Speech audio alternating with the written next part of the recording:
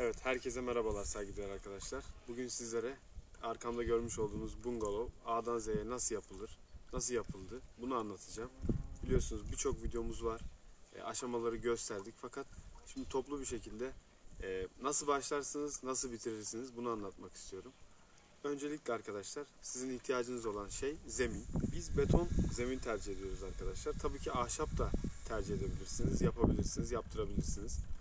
Biz de yapabiliriz ahşap fakat dediğim gibi biz betonun zeminde daha sağlıklı olacağını düşünenlerdeniz ve fayansın daha hoş durduğunu düşünüyoruz. Lükslük kattığını düşünüyoruz. Tabii ki ahşap da harika bir görüntü.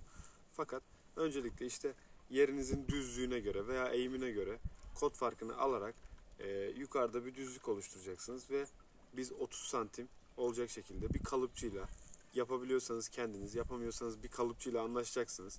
İşte demirini döşeyecek, beton gelecek, betona atılacak arkadaşlar. Bu sırada tabii ki banyonuzun tesisatlarını döşeyebilirsiniz, döşemeyebilirsiniz. Yani bunu su tesisatçısı kırarak da basit bir şekilde halledecektir. Sonuçta atla deve bir tesisat değil ve şap payı da olacağı için tabii ki ahşap olduğu zaman aynı şekilde alttan gezdirilebiliyor. Bu şekilde başlayacaksınız zeminle işe arkadaşlar. Sonrası ölçü almak olacak. Yaptığınız zeminin üzerine mesela diyelim 7 metre ayaklar düşünüyorsunuz. Aynı şekilde sağ ve sol baştan biz bir çerçeve oluşturduk arkadaşlar. Yani ahşap çerçeve oluşturmak sizin için şöyle avantaj olacaktır. Betonun sonuçta eni boyu tam olarak standart olmayacaktır. Fakat siz ahşap bir çerçeve oluşturursanız mesela 6.30'a bizim ölçülerden bahsediyorum 10 metre. 0'a 0 bunu sağlayabilirsiniz ve yaptığınız ölçüler birbirini tutar arkadaşlar. 6.30-10 metre bir ahşap çerçeve biz 5-15'lerden yere sabitledik vidalarla, büyük vidalarla betona sabitledik arkadaşlar. Sonrasında direklerinizi sağlı ve sollu bir şekilde yere yatırıyorsunuz arkadaşlar. Tam orta noktada, yani 6.30 eni olduğu için tam orta noktada birleştiriyorsunuz. Burada size üçgenin açısını veriyor arkadaşlar. Üçgenin açısını şu şekilde çiziyorsunuz. Buraya nasıl yapılacağını anlatacak şekilde, size fikir verecek şekilde bir örnek göstereceğim, örnek koyacağım. Evet arkadaşlar, masayı su basma olarak kabul edelim. Hemen hızlı bir şekilde anlatayım. Bunu 0'a 0 yaptık. Alttan düz bir çizgi tam oturacak şeklini gösterecektir. Bu da düz bir çizgi tam oturacak şeklini gösteriyor. Ortaya da tam orta noktasından, su basmanın tam orta noktasından şu ve şu hiza yukarıdan aşağı düz bir çizgi indirdiğiniz zaman, ikisini de bu şekilde kestiğiniz zaman ağınız oturacaktır. Bu ustalar bunu gösterdiğim için bana kızabilir. Fakat bu bilgiyi vermek istedim. İşin sırlarından biri arkadaşlar. O şekilde bir ağyı çıkartıyorsunuz, ölçülerini çıkartıyorsunuz. Sonra kesim işlemine başlıyorsunuz arkadaşlar. Kestikten sonra yani parçaları seri üretim. Atıyorum 10 tane ağınız var. Bizim 12 tane vardı. Sizin projenize göre daha ufak, daha büyük 15 A'ya ihtiyaç duyabilirsiniz. 5 A'ya ihtiyaç duyabilirsiniz. Onların aralıklarını hesapladıktan sonra yapıyorsunuz bu ölçülerde. Ardından sabitleme işlemi var arkadaşlar. Sabitlemek direkt vidayı yukarıdan aşağı gönderebilirsiniz.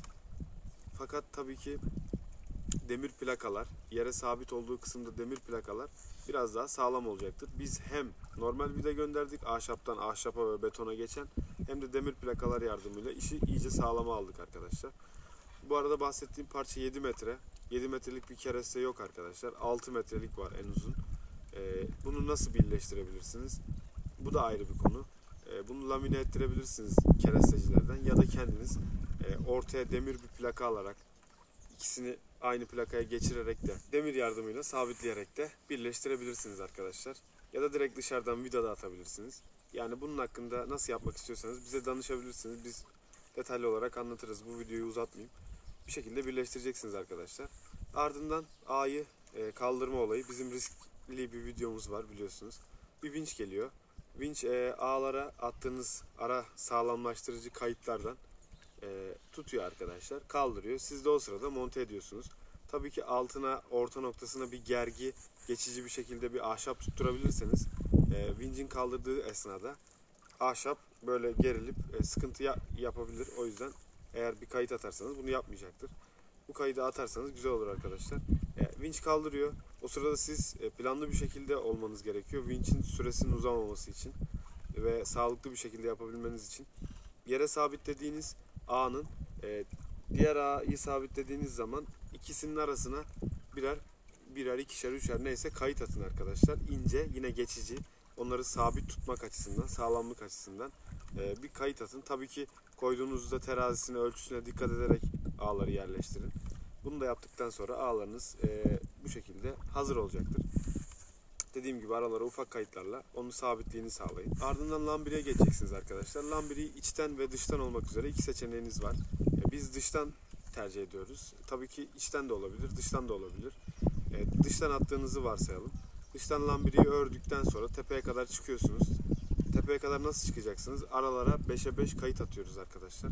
Bu kayıtlar bizim hem arka zeminde izolasyonumuzu yapacaksanız sandviç paneli çakmak için bir yer oluşturuyor.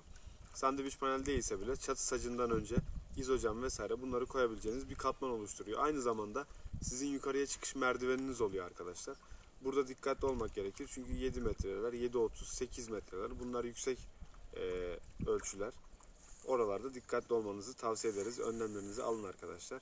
Lambiriyi de çaktıktan sonra bahsettiğim gibi ya direkt sandviç panelleri koyuyorsunuz ya da izocam, OSB, işte taş yünü, izocam dediğim cam yünü, taş yünü veya işte nasıl bir izolasyon tercih ediyorsanız bu ikisi genelde tercih edilir. Üstüne OSB, üstüne membran, üstüne çatı sacı bu katmanları oluşturarak videolarımızda görebilirsiniz. Ya da direkt dediğim gibi sandviç paneli koyarak izolasyon ve dış işleminizi halledebiliyorsunuz. Tabii ki bunları halletmeden önce atladığım bir nokta var. Dışarıdan elektrik tesisatını muhakkak gezdirin arkadaşlar çatıyı çakmadan önce. Çünkü elektrik tesisatı içeriden gezerse biraz sizi uğraştırır. Kabloları gizlemek için uğraşırsınız. Bu aşamadan önce muhakkak elektrik tesisatınızı döşetin. Velhasıl kelam bu şekilde çatıyı da bitirdiğiniz zaman içeride aynı şekilde karkası kurmak meselesi oluyor. Asma kat varsa asma kat için kayıtlarımızı atıyoruz arkadaşlar. İşte kaç tane kayıt gerekiyorsa ağların babalardan aynı şekilde sabitliyoruz.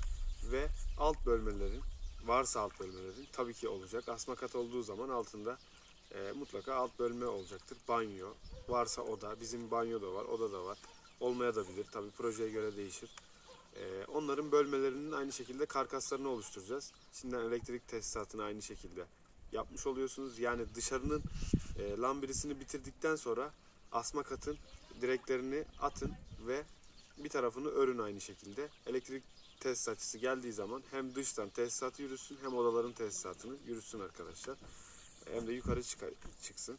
Sonra diğer tarafı aynı şekilde kapatıyorsunuz. İki taraflı lambiri oluyor. Varsa araya izolasyonunuzu koyuyorsunuz. İçeride pek bir izolasyon gerekmiyor. İki kat lambiri yeterli oluyor genelde. Tabii ki tercihinize göre kullanabilirsiniz. Arkamda görmüş olduğunuz ön cephe bu lambiri ağırlıklı az cam bir kapı da olabilirdi. Fakat biz komple cam kullandık. Onun için de tabii ki doğramacıyı çağırıyorsunuz. Ağ yaptıktan sonra gerçekten sağlam, yani ağlarınız sağlam olmalı. Çünkü cam yapıldığı zaman tamam doğrama var ama alüminyum doğrama var ama esneme olursa sıkıntı yapabilir. O yüzden yapın arkadaşlar sağlam bir şekilde ağlarınızı. Doğramacı geliyor, ölçüleri alıyor. O iş onda zaten. O yapıyor. Arka tarafa içeriği de yaptığınızı kabul ediyoruz. Arka tarafın karkasını aynı şekilde kuruyorsunuz. İçeriğiyle beraber onu da kurarsınız arkadaşlar. Zaten bizim karkas nasıl yani kuruluyor vesaire videomuz var. Onlardan bakarsınız. Ben aşama olarak söylemek için anlatıyorum. Yukarı doğru arka tarafında karkasını kuruyorsunuz. Pencereleri bırakıyorsunuz arkadaşlar. Nerede ne şekilde yapıyorsanız projenize göre. Sonra dıştan da yalı baskı, lambiri artık ne örüyorsanız veya ne kullanacaksanız dışarıdan da örmenizi tamamlıyorsunuz. Aynı şekilde doğramacı veya artık pimapenci oraların da camını vesairesini koyuyor. Bu sırada tabii ki su tesisatçısı da geliyor. Lavabonun vesaire tesisatlarını hazırlıyor. Ona şap oluyor arkadaşlar. Yerden tesisatlar yürüdükten sonra şap atılıyor. Ardından fayans aşaması var. Tabii ki fayansçı, şapçı bunlar kendi işin uzmanı insanlar. Tesisattan sonra şap atılıyor, fayans oluyor. Ardından tabii ki mutfak dolapları, kapılar bu tarz işler oluyor. Su tesisatçınız gelip siz mutfak dolapları, banyo dolapları, kapılar bunları ayarladıktan sonra lavaboyu takıyor. İşte bataryaları takıyor arkadaşlar. Duşakabini ayarlıyor. Duşakabini de yerleştiriyorsunuz. Ondan sonra anahtarı elinize alıyorsunuz arkadaşlar. İçeriye giriş yapıyorsunuz. Yani bu şekilde bungalovumuz tamamlanmış oluyor. Tabii ki burada arkamda görmüş olduğunuz yerde sadece bungalov değil, tüm bungalovlarda olabilir. Tabii ki var. Çevre düzenlemesi de bayağı bir iş oluyor arkadaşlar. Bunu bu videoda anlatmıyorum çünkü gerçekten çok uzun süre. Her şey ayrı bir hikaye arkadaşlar. Ben bungalovun hikayesini anlatmaya çalıştım. Aşamalarını size söylemeye çalıştım. Tabii ki çok fazla ayrıntı var. Ayrıntılar hakkında soruları sorabilirsiniz. Ben size aşamalardan bahsetmek istedim. Havuzu da ayrı şekilde A'dan Z'ye anlatırım. Duvarları zaten videolarımız var. Göz atın muhakkak. Yani hepsi ayrı bir kalem. Gerçekten villa yapmak, yani bu şekilde bir konsept haline getirmek çok zor. Lafı fazla uzatmadan herkese hayırlı günler diliyorum arkadaşlar. Kanalımıza abone olmayı, bize destek olmayı lütfen unutmayın. Şu an videonun sonunda kısa bir etrafta tur gibi bir şey yapacağım sizler için. Herkese iyi seyirler diliyorum. Baştan sona umarım bir şeyler katabilmişizdir. Umarım faydalı olabilmişizdir. Tekrar dediğim gibi herkese hayırlı akşamlar, hayırlı günler.